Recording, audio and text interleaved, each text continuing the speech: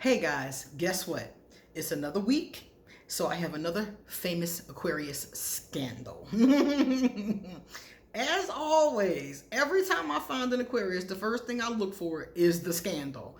And every time I find a scandal, I can't wait. I know I'm gonna find one. I know I'm gonna find one Aquarius born on the cusp or something like that without a scandal. Anyway, this week, our famous Aquarius is Charles Lutwidge Dodson. He was better known for his pen name. His pen name was Lewis Carroll. So I'm going to tell you all about this weirdo because he was a weirdo, but not really in a good way. Okay, most Aquarius have a little strangeness going on, and we're cool with that. It's part of our superpower, right?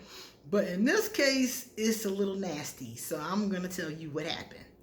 So, in case you didn't already know, I am Queen Offset Haru. Hey, nice to meet you.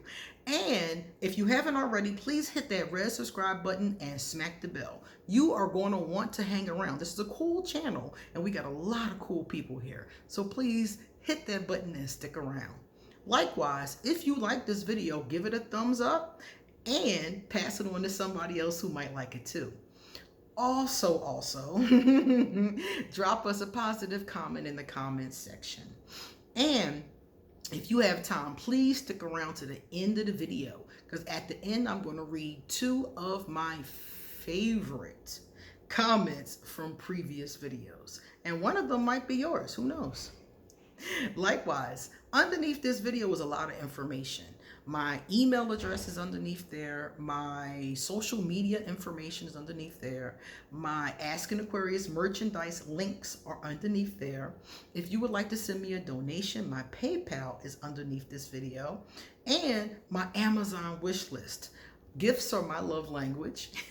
So I got a whole list of gifts that I actually love to get.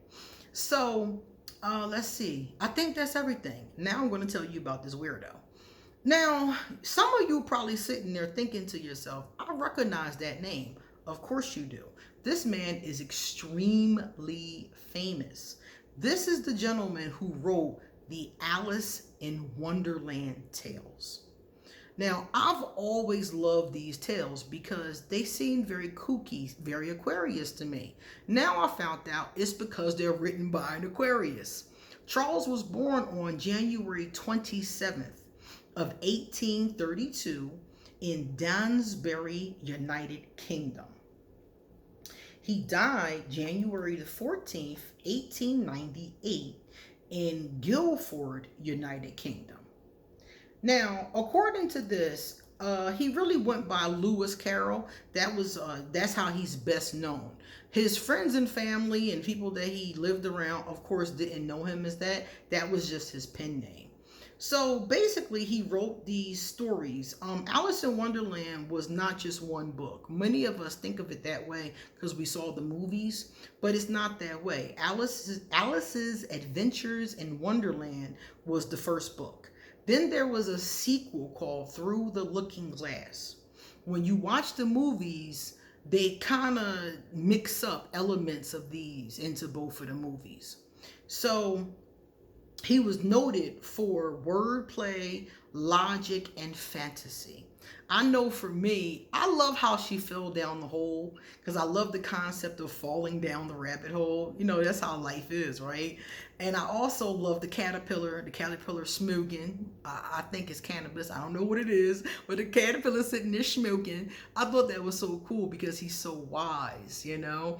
And you get this wise old caterpillar. I thought that was so cool. But anyway, if you've never read Alice in Wonderland or seen the movies, they're pretty cute. You know, they're a little fantasy. You know, if you like Harry Potter or if you like the fantasy genre, you might like Alice in Wonderland. Now, you might say, okay, so how did a children's writer end up in a scandal? I'm glad you asked that question. Now, apparently, from what I understand, Alice, the little girl in the book, is based on a real little girl named Alice, okay? And according to the history and the historians and the documentaries I watched, it is believed that he had a very close relationship with this young girl and her two sisters, as well as many other little girls.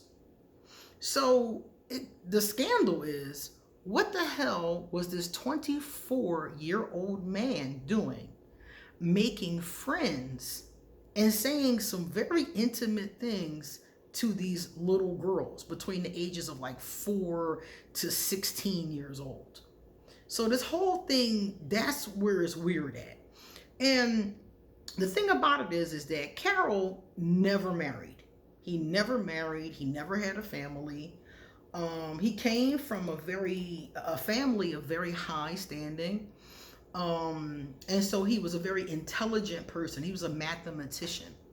So it says here that he was working for one of the best schools in the United Kingdom, and that's where he was a scholar and a teacher and lived most of his life.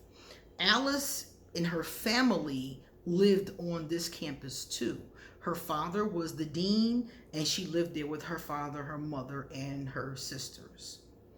So basically what they said was that Carroll saw this little girl out the window, her playing with her sisters. He befriended her family and got to know the children. Now, according to historians from that time period, this was supposedly not unusual. I find it to be creepy. If a 24-year-old man came over my house for lunch and took to my children, I wouldn't think that was weird per se. I mean, okay, I've taken the children. I know certain kids. I have kids who I've taught. I taught high school for many, many years. So it is possible to take to a child or them take to you. But for you to be a 24-year-old man and you're coming over to visit them all the time. And this story, Alice in Wonderland, he used to always tell the kids stories when he came to see them. And he would take them on boat rides. And I'm just like, I know in this time period, this does not look as unusual as it looks now. But I don't know if that necessarily means that this was innocent. And this is the whole scandal. It is constantly debated whether or not he was having inappropriate relationships with these little girls.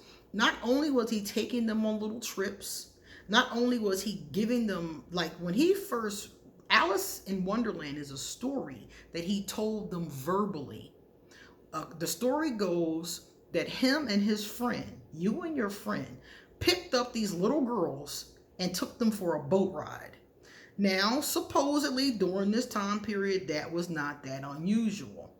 Okay, during the boat ride, he tells the little girls this story. Alice begs him to write the story down. So for Christmas, he gives her a copy of the story. He's handwritten the story.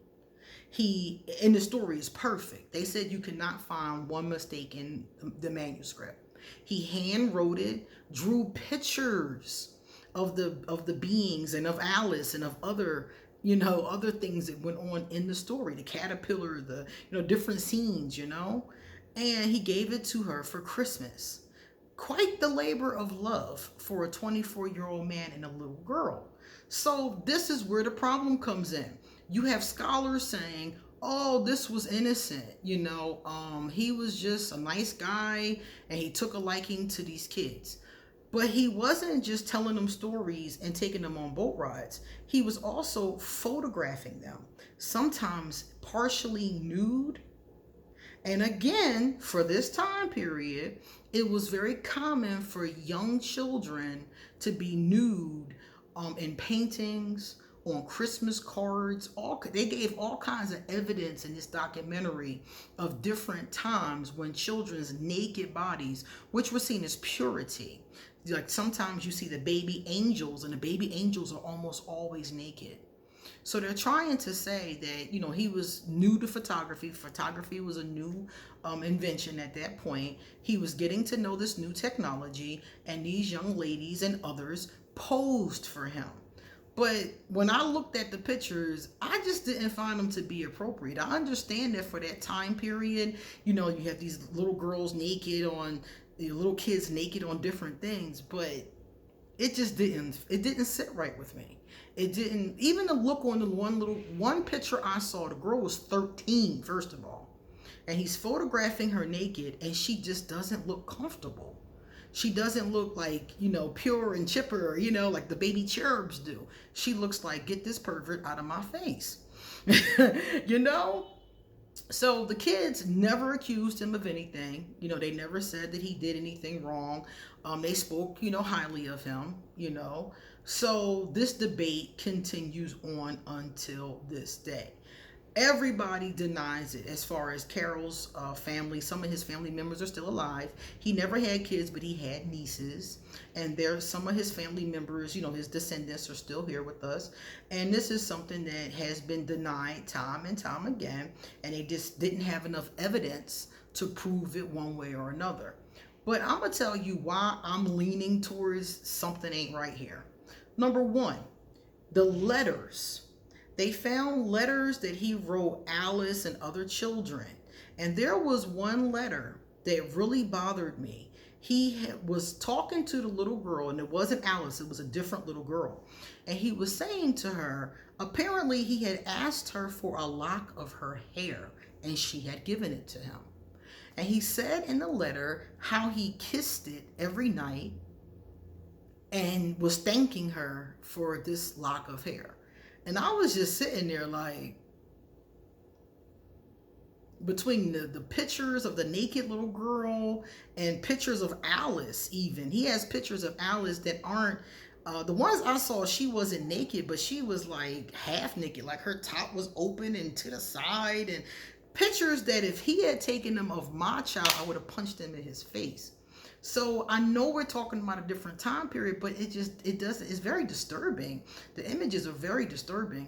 The letters, and it was lots of letters, not just that one. It was lots of letters. He's writing these little girls, and oh, I love you so much, and I can't wait to hold you, and I thank you for the lock of hair. And I'm just like, I would imagine that a grown man would write, how are your studies? How are things going at school? How are things with your parents? I would think they'd be asking them questions and saying things about, you know, the meadow, and, you know, maybe this would be a good school to check out when you're ready for college, because one of the girls was older, so maybe she'd be ready for a secondary school and things like that. I would expect more of that, but it was with him more adoration, and they're little. It just did not sit well with me. The other thing that didn't sit well with me was the littles. Alice's mother and father stopped him from visiting with the children. But they gave no reason why. So they had some kind of a rift, because remember, during this time, a lot of people wrote in their diaries. So he wrote in his diary about something that happened around the time that his relationship with them broke off. The pages were ripped out by his nieces. Why did his nieces, after he died, feel the need to destroy volumes upon volumes and certain just little pages here and there from his diaries? What was in those journals that they felt it was inappropriate for people to see? During the time period that he broke with the family, whatever happened, he wrote about it, and they cut it out. That is suspicious. Now, after he broke with the family, and he basically, like, they just didn't have him over anymore. So then after a little bit of time, he said that he saw them, and he, you know, kind of just stayed away from them. He wrote this in his journal. Then he said he was invited over for tea. So apparently the family wanted to bury the hatchet. He went over and had tea, but was never alone with the little girls ever again. That tells me that the parents were suspicious too. And whether or not they had found something, or they didn't like something, or the kid said something, is another story. Now, this is all speculation because obviously we have no proof. But all of this together is enough. Another Aquarius scandal is enough to tell me something wasn't right. Those parents stopped him from taking the girls by himself and visiting them alone in the nursery. Why would you be alone with these little girls in their nursery? And I've heard of this happening in other cases. There was a case of Rasputin. Rasputin is another weirdo from history. I got to read more about him. But he used to be with the kids by himself in the nursery. And during these time periods, back in the 16, 17, 1800s, early 1900s, we didn't know all of the things that we know now about inappropriate relationships between adults and minors. Also, the age of consent was much lower. I read that he could have actually married Alice at 12 years old. So things were very different as far as that was concerned back then. But when he came into their family, most reports say Alice was 4. So it was still not something that was cool. So there, all we have is speculation. And of course, like I said, a lot of people say there's a couple different possibilities here. Some people say that this was just normal for this time period, that he wasn't strange, he wasn't a pervert, but the evidence to me really gives a lot of doubt to that. So some people say he wasn't strange, he wasn't a pervert, he was just a really nice guy who was into mathematics, didn't have a lot of friends, was very shy and intelligent. This is very common for an Aquarius. Being shy, being intelligent, not having a whole lot of, friends, maybe having friends but not even feeling like being bothered with them. That makes sense for an Aquarius. The other one is that maybe he was doing God knows what to these children and the family decided not to expose him for whatever reason. Could be because he was so highborn and he was working in a college. So if it got out, that could be bad for the college, not just him. So the family could have decided just to separate him and, leave him be, but didn't expose him. That happened a lot through history, through different situations. So that is very possible. The third one is that Alice's descendant, one of her descendants, spoke in one of the documentaries, and she said the family, according to family tradition and family gossip, was that he was in love with Alice but didn't act on it. So the bottom line, we can't say that the man is guilty. That wouldn't be fair. But we also can't say that he was not. That wouldn't be fair either. All we know is that it's speculation. The actual evidence was probably destroyed. They probably cut that out and burned it, with the other journals that they destroyed. And that is the creator of Alice in Wonderland. Now, I'm an Alice in Wonderland fan. I even have a tarot deck that has the images of Alice in Wonderland. So that hasn't changed my feelings about the work that he did, but it really did creep me out when I heard the backstory. So tell me, what do you think? Based on the evidence we have, do you guys think that Mr. Carroll was a pervert?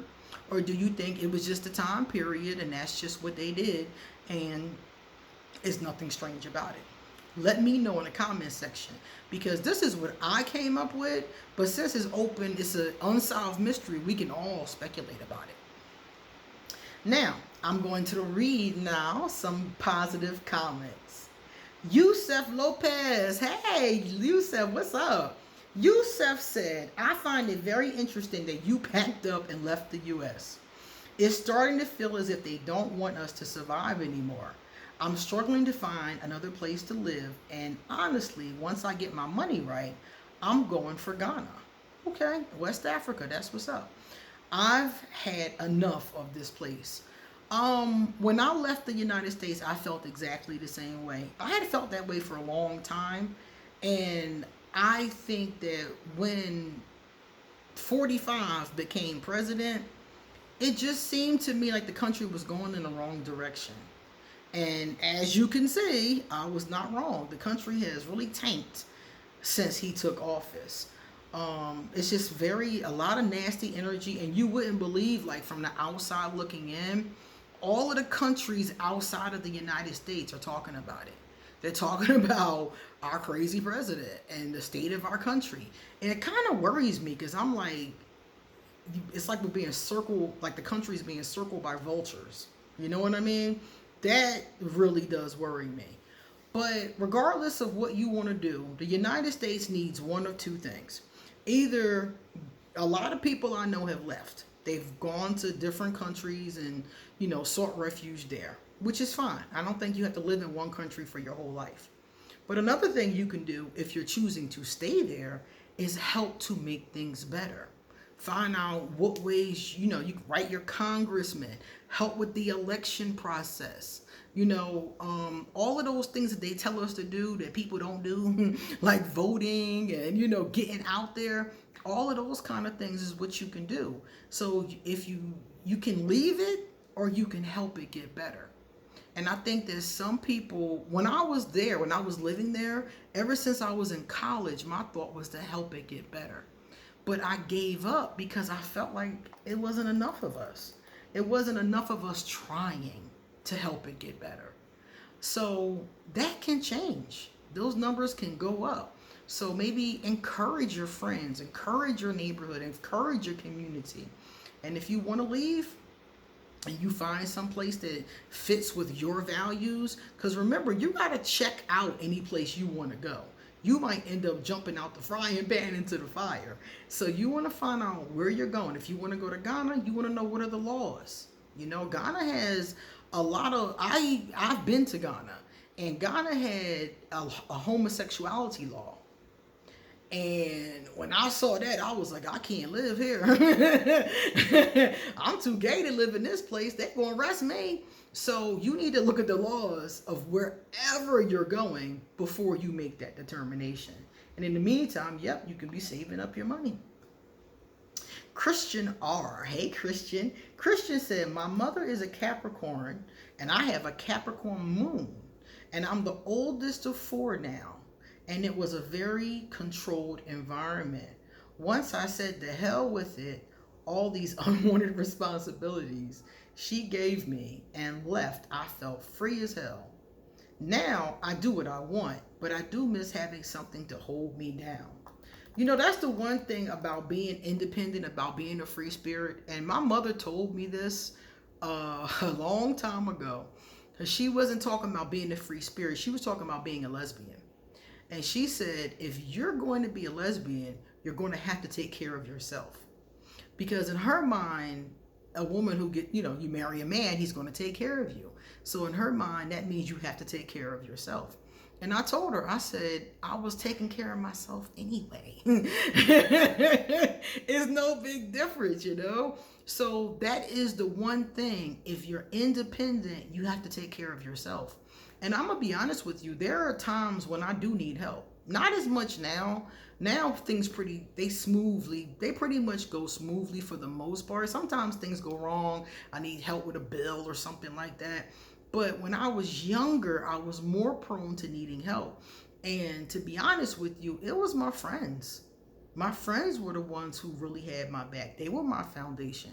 That's why I love them so much and we're so close, because I didn't have anybody to fall back on.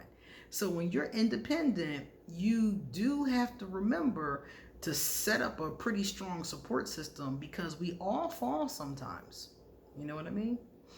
All right, guys. It was great to chat with you, and I'm dying to hear what you have to say in the comment section. Come back soon because I got a lot more to say. See you later.